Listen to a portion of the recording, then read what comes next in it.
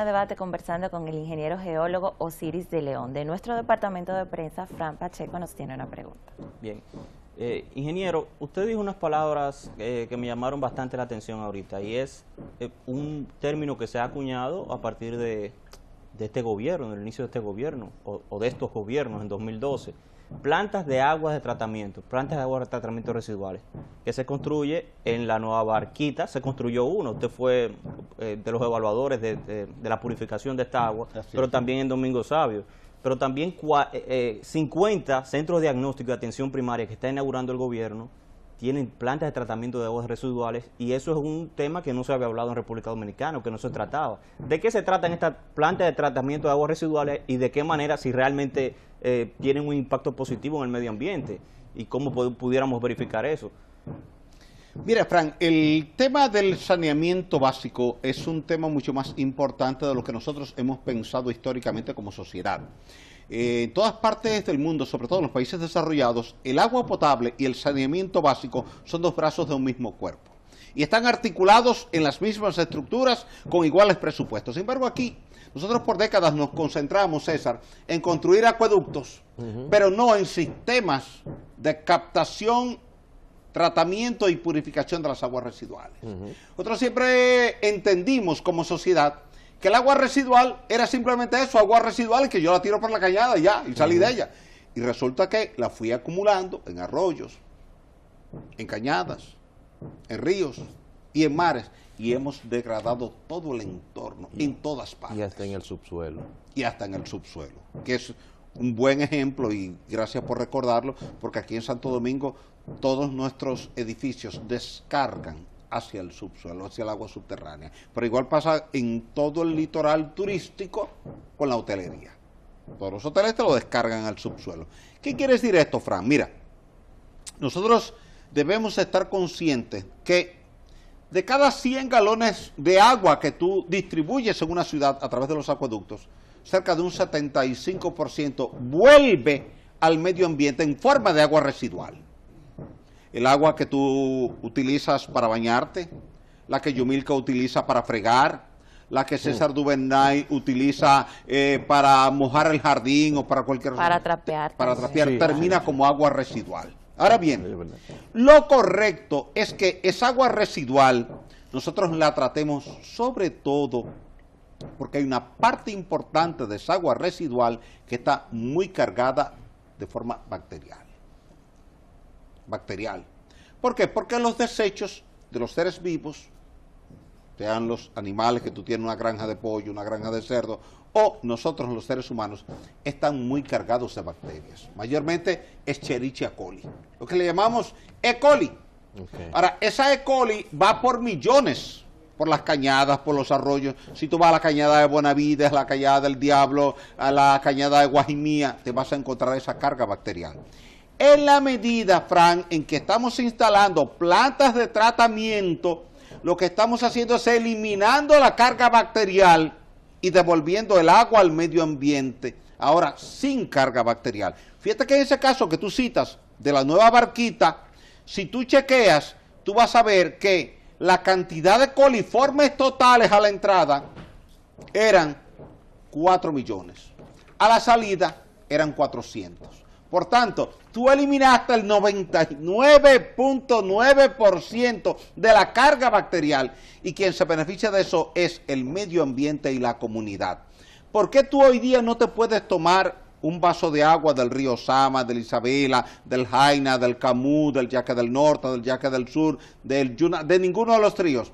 Porque nosotros, erróneamente, entendimos desde hace más de 40 años que el río lo lavaba todo, y que todos nuestros desechos industriales, residenciales, de granjas, de fincas agrícolas, podíamos tirarlo al río y que el río se lo llevaba. Entonces, ya esa filosofía está cambiando, Fran. Entonces, ya hoy día el concepto es tratar, dentro de lo posible, primero de rehabilitar las plantas de tratamiento que quedaron fuera de servicio por falta de insumos.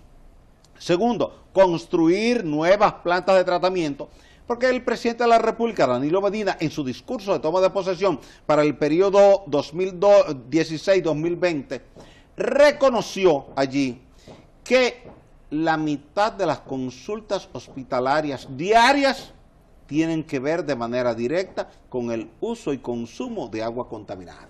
Quiere decir que lo que tú inviertas, Fran, en tratamiento de aguas cloacales, en esas plantas de tratamiento, tú te lo vas a ahorrar en enfermedades y te lo vas a ahorrar en el presupuesto del Ministerio de Salud, porque tú vas a estar trabajando con una salud preventiva y no con una salud correctiva. En la medida en que tú le quites carga bacterial a las aguas de ríos, arroyos y cañadas, en esa medida tú vas a tener menos enfermedades en la población dominicana y eso implicaría menos gastos en los hospitales, pero mayor presencia laboral, porque cuando César Duvernay tiene amebiasis, tiene gastroenteritis, él tiene que faltar a su trabajo 2 días, 3 días, 5 días, 8 días. ¿Cuánto le representa a la sociedad dominicana, tanto sector público como sector privado, que parte importante de la población tenga ausentismo laboral por problemas gastrointestinales por haber consumido un agua contaminada? Una preguntita, doctor, ingeniero, perdón, frente a todo lo que usted está manifestando. ¿Cuál sería el impacto en términos de positividad? Es decir, ¿hasta tanto se arreglaría la realidad del río Osama en esa zona si se produce adecuadamente el desalojo, ya sumando lo que ha sucedido en La Barquita? O sea, ¿de cuánto estamos hablando de lo que sería la carga que se liberaría el río Osama y hasta qué punto eso pudiera contribuir a un momento dado en que sea saneado y que pudiera volver a ser parecido a lo que en un momento fue? Y el desguace, Mira, el desguace de los barcos, la Sí, prohibición del desguace. ahí- de ahí los iba. canales También lo quita. Bueno que tú lo traes porque iba a comenzar por ahí, Fran. La resolución 13-2016 del Ministerio de Medio Ambiente ordena sacar los barcos de los ríos Osama e Isabela buscando el saneamiento ambiental de ese entorno. Y se cumplió al pie de la letra. Con un poquito de disgusto por parte de algunas personas que fueron al Tribunal Superior Administrativo, llevaron recursos de amparo para que su ilegalidad fuera declarada legal y que la legalidad de la ley fuera declarada ilegal, lo cual es un contrasentido desde el punto de vista jurídico. Afortunadamente, los jueces fueron objetivos, cumplieron con la ley y dijeron, no, mire, esto no puede estar ahí, y rechazaron esos recursos de amparo. Entonces, se cumplió esa fase. Tú citaste ahorita, César, el tema de la vieja barquita que fue cambiada por la nueva barquita, pero no se ha permitido un nuevo asentamiento humano en la vieja barquita. No, para Quiere nada. decir que ya ahí tú tienes cerca de un 15% de área descontaminada, porque ahí había carga bacterial, porque como no había un sistema de servicio sanitario, pues la gente utilizaba el río como su vía de servicio. Y aquello termina siendo una contaminación y al mismo tiempo una violación a la ley ambiental 6400. Entonces, tú estás hablando de que ya sacaste los desguazaderos de barcos, sacaste todo ese asentamiento humano marginal que había en la vía Barquita y lo has sustituido ahora por un bosque. Ahí está el bosque de los comunicadores, porque los comunicadores tienen ahí cada uno, o la mayoría de ellos tienen un árbol, esto fue desarrollado por el Ministerio de Medio Ambiente, buscando que la gente del entorno no vuelva a ocupar el lugar. Entonces, esto mismo va a pasar en esta franja marginal del río Osama en Domingo Sabio. Cuando tú sumes, entonces, lo de la vieja Barquita, lo de Domingo Sabio y la erradicación de los desguazaderos de barcos, tú puedes estar hablando que tú le estarías quitando cerca de un 40, un 45% de la carga total de contaminantes que recibe permanentemente el río Osama. Evidentemente, a eso tienes que sumarle que tenemos que quitar el vertedero de Duquesa, que está aportando lixiviados que entran al río Isabela y del río Isabela entran. Eso está en un proceso en los tribunales, pero ya por lo menos el Ministerio de Salud Pública, el Ministerio de Medio Ambiente y la Alcaldía de Santo Domingo Norte han tomado el control del vertedero, en lo que viene una sentencia, ya se conoce el juicio de fondo y llega la sentencia definitiva, y la idea es que ese vertedero no siga aportando lixiviados, contaminantes al río, y al mismo tiempo entonces que se aplique el texto de la Ley Ambiental 6400 en el entendido de que si tú eres un industrial que estás cerca de la cuenca del río Osama y del río Isabela, tú tienes que cumplir con la normativa del Ministerio de Medio Ambiente y Recursos Naturales en materia de el contenido de elementos químicos y orgánicos en tus efluentes. Entonces, Cuando tú completes eso, yo creo que podremos volver a bañarnos en el río Osama y en el río Isabela. Pero nos falta recorrer todavía un trecho. Hay que reconocer. Es que los industriales todos instalen sus plantas de tratamiento. Se vence el plazo este año ya. Sí, tiene que ser así. Y tienen que cumplir eso porque es un mandato de la ley. Inclusive los mismos asentamientos humanos no pueden estar ahí, porque cuando tú lees, Yumilka, el artículo 109 y el artículo 110 de la ley ambiental 6400, te prohíbe los asentamientos humanos en las márgenes de los ríos, en las zonas inundables y en las zonas pantanosas. Y cuando tú ves, por ejemplo, el tema del vertedero de Duquesa, te viola los artículos 86, 87 y 107 de esa misma ley, porque tú no puedes poner un botadero de basura contaminante donde entre en conflicto con una corriente fluvial que sea de utilidad para la comunidad. Claro que sí, Mirla. Ingeniero, sin embargo, y como todos conocemos que en este país todo se politiza, la nueva barquita sacaron de la vieja barquita para llevar a los habitantes a la nueva barquita. Lo educaron, le dieron para que puedan convivir. Sin embargo, en Domingo Sabio, lo que se dice del informe es que se le va a entregar, como decía César, un dinero para que ellos se desalojen. Entonces, yo quiero que usted haga hincapié y le diga a las personas y le explique en modo llano por qué es que lo van a sacar de ahí. ¿Por qué es que no puede ser habitable? Mire, esa franja, Mirla, no es habitable porque esa área no reúne las condiciones mínimas para un asentamiento humano. Si César Duvernay tuviese aquí sobre la mesa un plan de ordenamiento territorial del Gran Santo Domingo o de todo el país y fuéramos y buscáramos ese segmento, veríamos que es un segmento que tiene que estar reservado única y exclusivamente para el tránsito de las crecidas máximas probables que pueda desarrollar el río Osama en un evento hidrometeorológico máximo probable. No es una zona de hábitat. Es como que, aunque aquí no tenemos volcanes, imagínate que tú tengas un volcán en alguna parte del país, que el volcán está activo y que permitiéramos el emplazamiento humano alrededor del volcán, exponiendo a la gente a que si una madrugada el volcán hace erupción, la lava mate a todo el mundo. Sin embargo, ingeniero, mire, yo siento que la preocupación de Mirla, que es una periodista muy, pero muy acuciosa y que creo que interpreta el sentido de la población, es porque si la nueva barquita, la vieja barquita calificó, porque esta no califica. Entonces eso es donde... ahí voy. Para la vieja barquita, tú tenías un área de más de 500 tareas para tú desarrollar todo eso. Aquí tú no tienes esa área. Entonces, ¿qué ocurre? Y el suelo es difícil. Claro, el suelo es difícil. Si tú llevas esta gente, por ejemplo, para la ciudad Juan Bosch, o tú lo llevas para Villamella y La Victoria, lo más probable es que regresen mañana porque sus centros de trabajo, su modo de ganarse la vida está en ese entorno. Entonces tú llevarlo a un lugar donde ellos no tienen cómo ganarse la vida, se les pone difícil. Y esa variable fue tomada muy en cuenta por URBE, que es la unidad para la reubicación de la barquita y el entorno.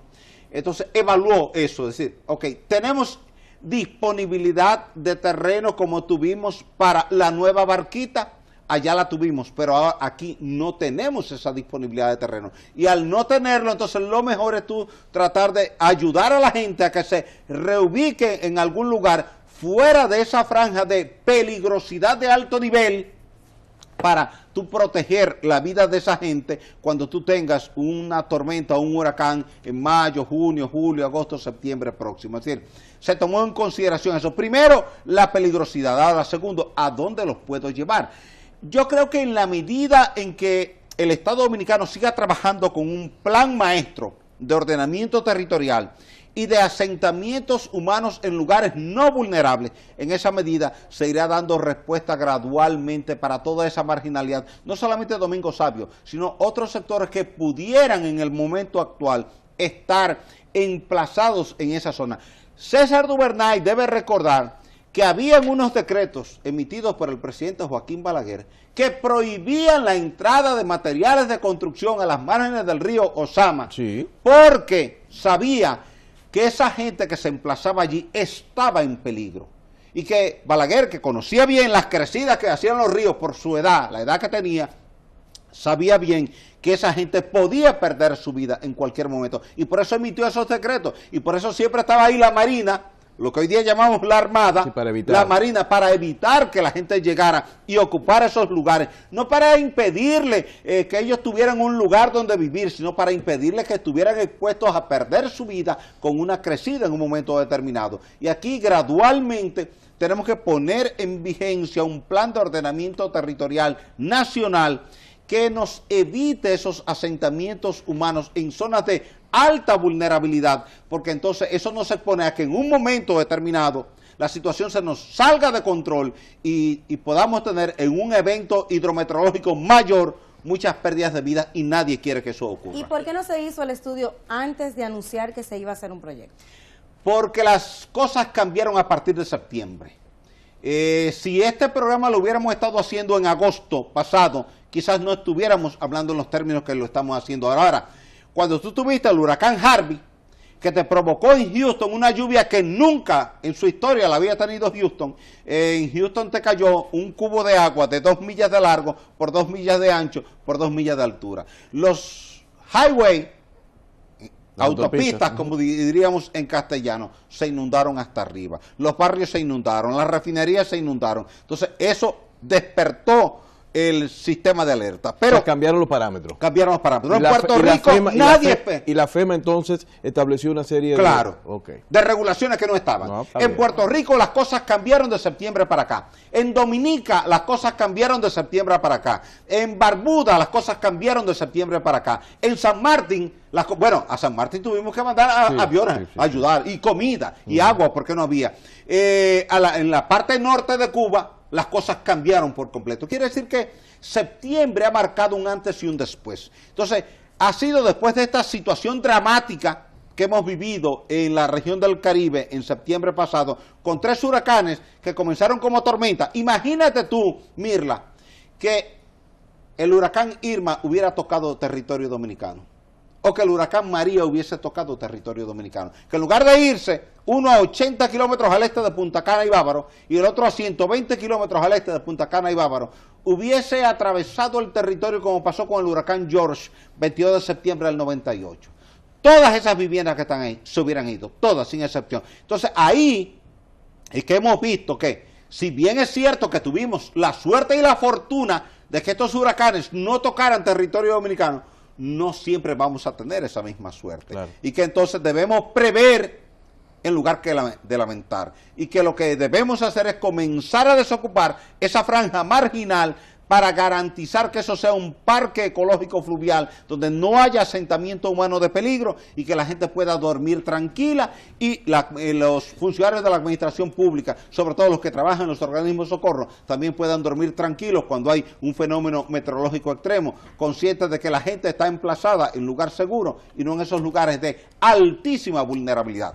Ingeniero, de todas formas debemos de hacer el aclarando de que lo que no se van a construir son viviendas, pero el proyecto como tal se va a desarrollar y se han tomado en cuenta. Lo dijimos ahorita. Claro. O sea, se van a hacer las avenidas, va el sistema de iluminación, las estancias infantiles, las escuelas, y se va a trabajar con la vía de evacuación de emergencia. Todo eso sigue. Ahora, en esta franja que estamos hablando, donde viven 1.300 familias y que está entre la cota 0 y la cota 3 metros sobre el nivel del mar, ahí no se va a construir. ¿Se tomaron en cuenta estos estudios para los parámetros de las construcciones que sí se harán? O sea, ¿tienen una altura determinada las escuelas, las estancias? ¿Está todo esto tomado en cuenta en el proyecto? Se está tomando en cuenta, primero, que no sea zona inundable, y segundo, que el suelo tenga suficiente capacidad de carga para soportar la estructura que se le va a colocar encima. Además, la presión demográfica no va a ser tan grande como la que tiene con 1.400 personas, pero mi preocupación sigue siendo, y si esa gente toma el dinero, lo gasta y después no se ubica en ningún sitio, entonces ¿dónde va a estar? Te tienes dos problemas. Y aprovecha cualquier espacio ahí y vuelve y se te coloca ahí. Entonces eso a mí me preocupa, yo no sé si es una preocupación suya. Es válida tu preocupación. Entonces ojalá ahorita usted le pueda dar alguna sugerencia. Luego de la pausa, ¿qué te parece? ¿Verdad? No, yo hago lo que me digan, el hecho de ser casado me enseñó a ser obediente. Muy bien por ti.